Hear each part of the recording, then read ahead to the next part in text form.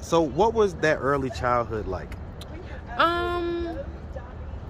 Well, my mom was open about not liking me because she didn't like my dad. Therefore, my siblings felt like they could also bully me. Like, who were you living with? Drug dealers. And so, I mean, let's bear it out. So what was you doing, right? Drug dealers. Okay, so I was first pimped out when I was 13. Okay, so that's what was going on. So, okay. I got pregnant. And so let me ask, when you used to do that, so would you used to give all your money to them, basically? Yeah. And so how much money would you make, like, on an average day? The first time I went out, within 4 hours, I made $600. And you was 13? Mm-hmm. Why do you think, what was it that you think that got you into that?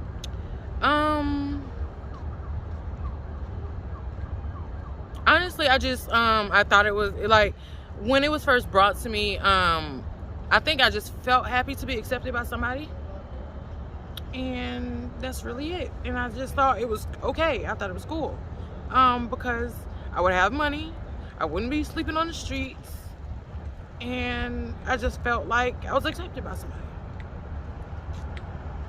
So the lack of feeling accepted as a child is basically what caused you to go down that road? Yep. What's up, YouTube? Hit the like button, share the video. Now back to the content.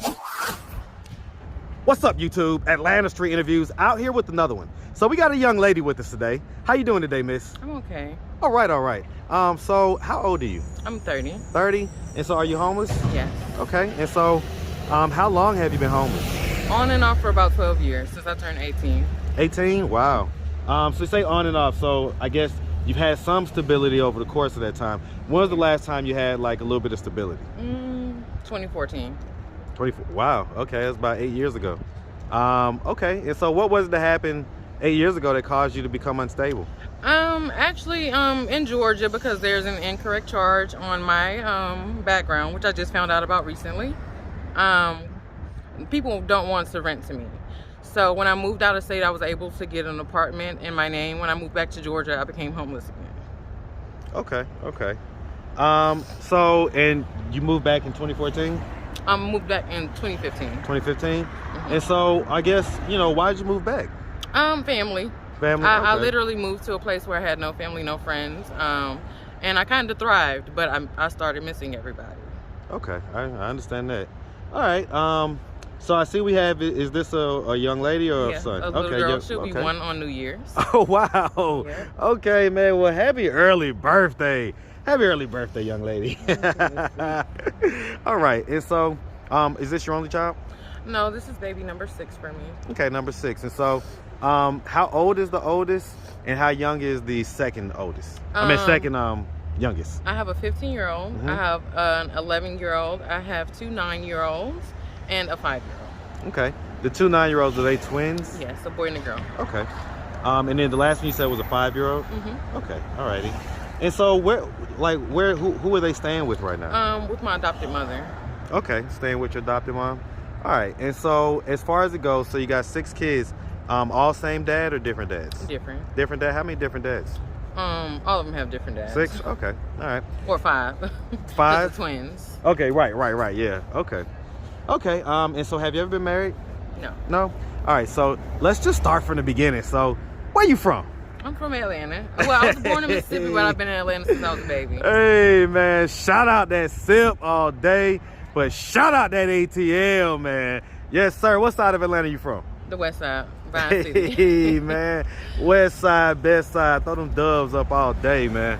Okay, so growing up on the west side of Atlanta. What up? Yeah, I got you, big ump. Growing up on the west side of Atlanta, did you have both mom and dad in the household? I had my mother and my stepdad. At an early age, I went into foster care, maybe somewhere between 11 and 14, because I was in an abusive home. What was going on in the home? My mother was, just very abusive, to put it lightly. Yeah, but I believe my school stepped in because I was very sick. I wasn't eating, and I was having bruises and things like that. So let me ask, so that was in between 11 and 14. So sometime around, I guess, middle school or so. Yeah, I guess because I was they were sending me back and forth home, and then they would Okay. take me, and then they would send me back. Okay, and so I mean, and the school is the one that initiated that. I believe so. Okay. Did you have siblings, or do you have Yes. siblings? Okay, how many? On my mother's side, I had, well, alive, I have 5. Well, she has 7 total, and I have 2 that passed last year. Both passed last year? A brother and a sister, 2 months apart. Jeez, I'm so sorry to hear about that. Were they older or younger than you? My sister was older than me. My brother was younger. My sister was actually on the news. She was found on Highway 675. First week of October, I believe. October 2021. And December, I believe right before Christmas, 2021, my brother was killed by a stray bullet.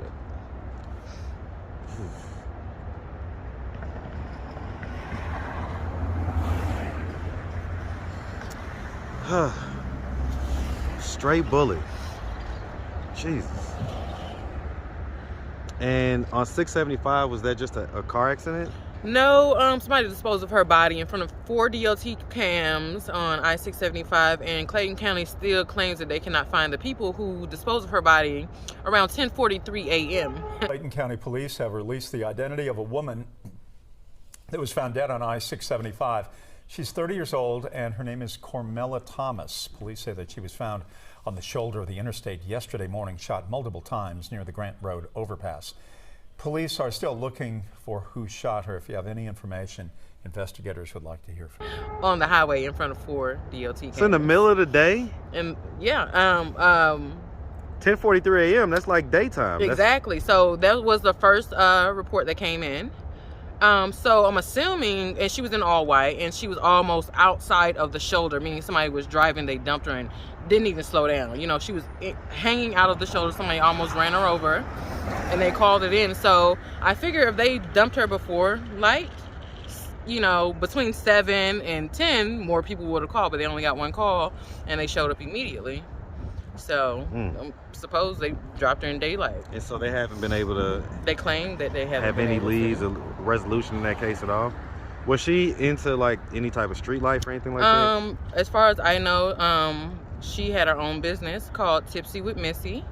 And it was, I guess she supplied like party supplies. And she was an influencer on social media. She was an influencer? Missy Boss Lady Thomas. Wow. Man, that's so crazy. That's so crazy, man. Yeah, she went out with 2 girlfriends, and apparently they left her at a separate club by herself. They kept her purse and her gun in their car, but supposedly they're not suspects. They even tried to get rid of her gun and were not considered suspects.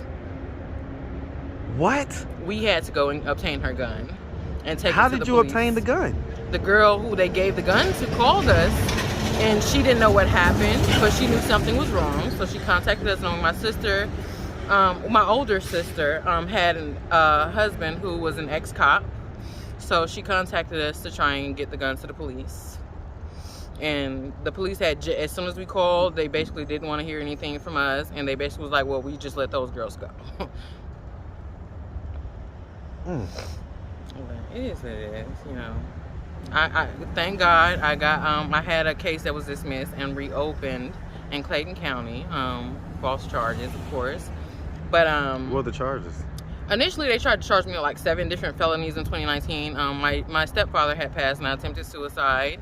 Instead of them taking me to the hospital, they took me to jail and tried to place some charges on me after my ex-boyfriend caught them taking pictures of my nude body while I was passed out in handcuffs.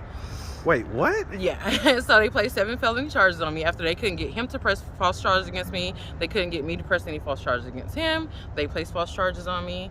And so wait, they placed charges on you because Yes. you attempted suicide? They tried to say I was like carrying drugs. I was naked. I couldn't be carrying drugs inside the house while I'm naked, you know. And some more stuff like assaulting 4 officers.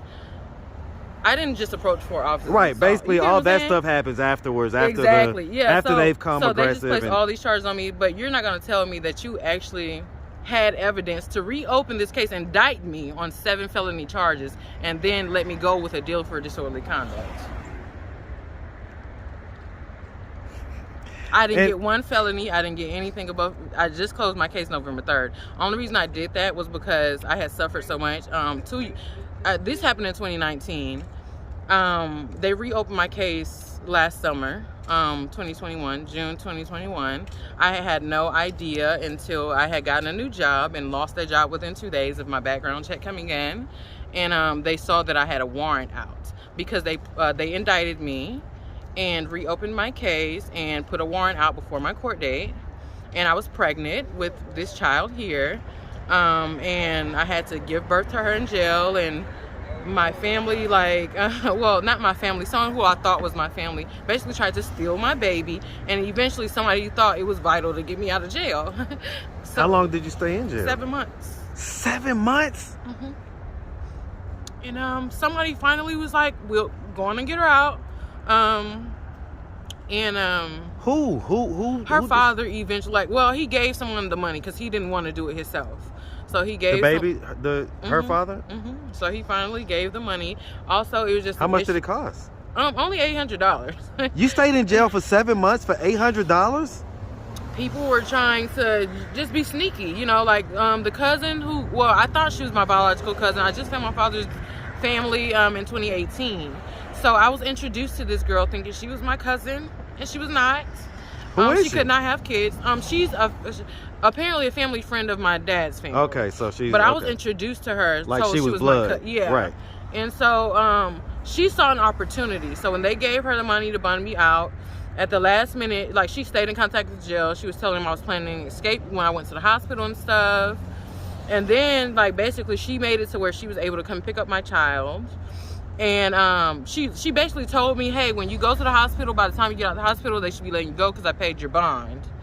And she really just saw an opportunity to try and get my child. And I just came from the food stamp office trying to get my child's Medicaid number. I can't even get my child's Medicaid number to take her to a doctor because this person refuses to turn over her information.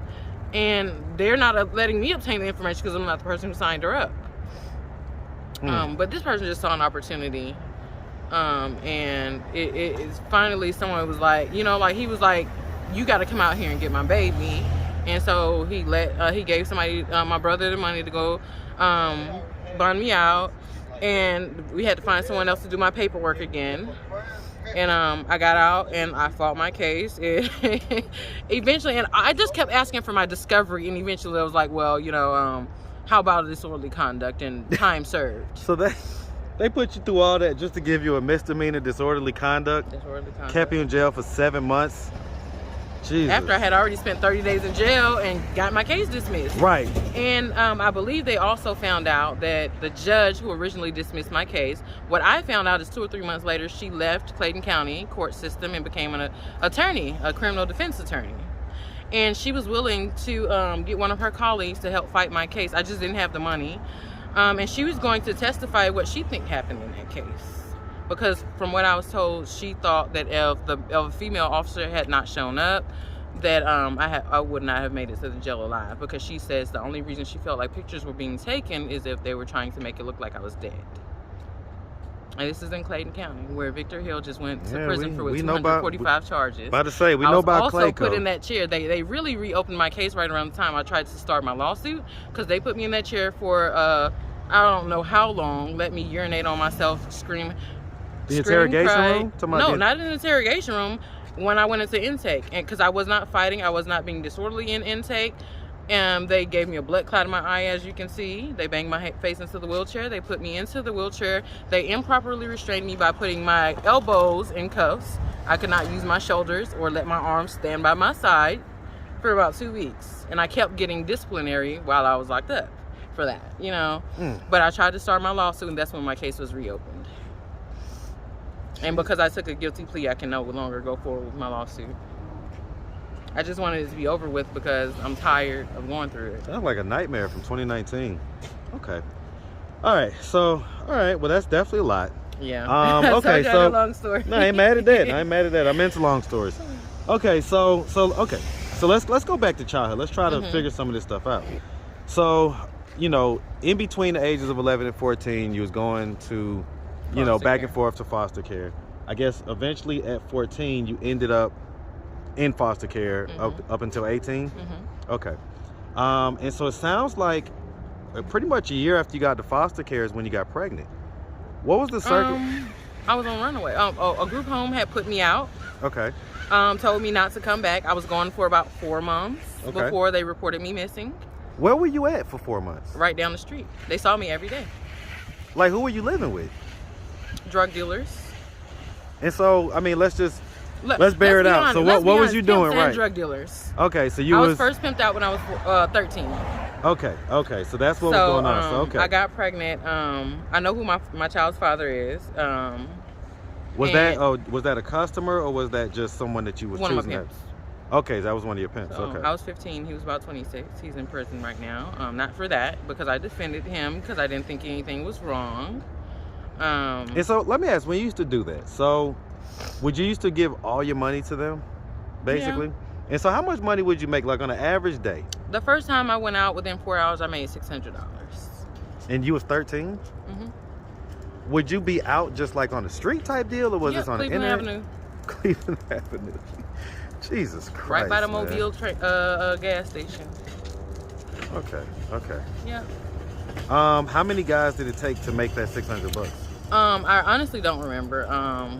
You remember being a lot or just that one was really easy, if I'm honest, because I'm not gonna say easy. Mentally, emotionally now, that's not easy even thinking about.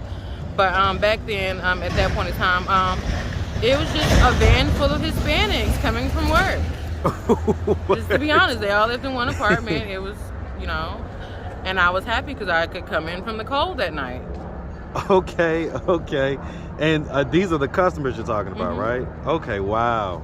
So I don't remember how many of them it was. I think. Was that just one time, or was that like a normal, regular thing, like with the Hispanics? It was a little. I mean, like, at some point I became a little scared to, be around more than one guy at the time. Right. But yeah, it was a little normal at the time. It's not normal, but it was a little normal at the time. I get it. And there's no judgment on this channel. Yeah. We've heard all these stories before. I think I just try to fix things in my mind, differently now. I get it. We do that. We try to kind of reshape things sometimes, and So that's why I try to remind myself it's not normal, but back then for me it was normal. Why do you think? What was it that you think that got you into that?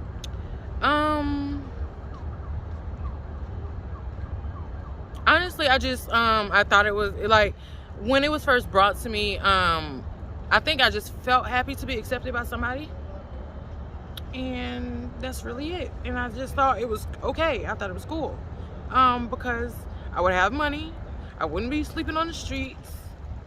And I just felt like I was accepted by somebody. So the lack of feeling accepted as a child is basically what caused you to go down that road? Yep.